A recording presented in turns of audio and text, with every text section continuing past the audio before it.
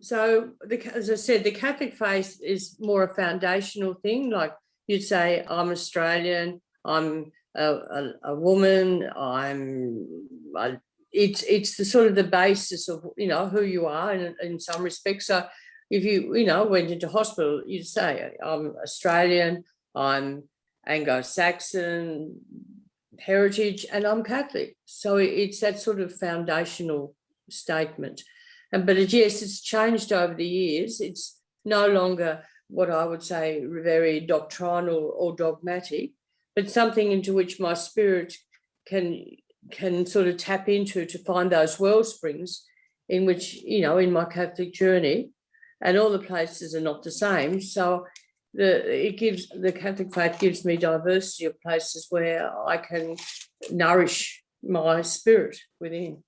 For me, I think my Catholic faith at the moment means being part of a group of people who are very much concerned with lovely values, good morals, and also caring and sharing and supporting each other in this very difficult world. And I guess right at the moment, we've just moved into a retirement village run by Southern Cross. And the amount of work that they do and the care and sharing they do for everybody in the village is tremendous. And just to be part of that movement, like-minded people, it's a great support to me. I think being older gives you greater freedom to be who and what you are. I mean, before, how you said, how did you pass your faith on to others? And I've always believed that you don't prophesise or instruct others. You seek to share who you are and your journey, and to live life, in a spiritual way, and discern the right path, and seeing that hopefully others will take example from that.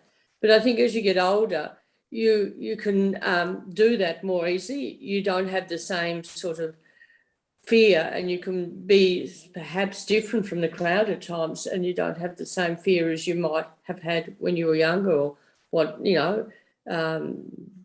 thinking what people are thinking about you.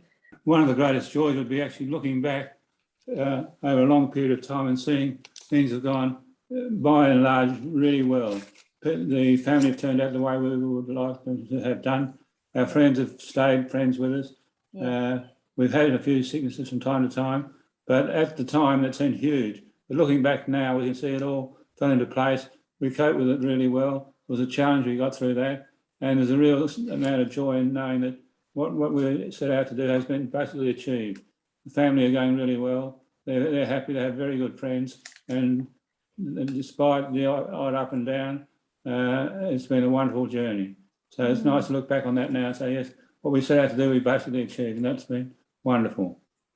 As you get older, the other challenge for me is more to worry about. There's, when you've had children, you worry about your children, but then you end up with grandchildren, so you've got another layer to worry about. But I also think too, as I've got older, I'm disappointed that the church, the institutional church, doesn't seem to be as collegial as it was. It doesn't, allow for variety across. There's often a movement there to be more dogmatic, and they're not accepting of people coming from different viewpoints, which I find sad. Don't push your ideas to people. You don't proselytise. I believe others can see who you are.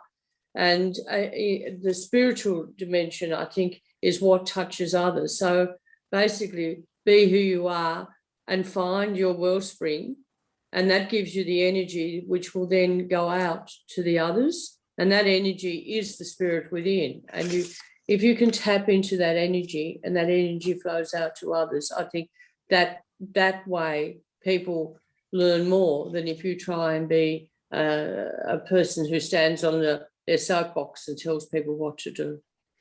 I think there's a freedom in being an older person. As I said before, you don't, the rules, if you bend the rules, you're not going to get in as much strife as if you were a younger person.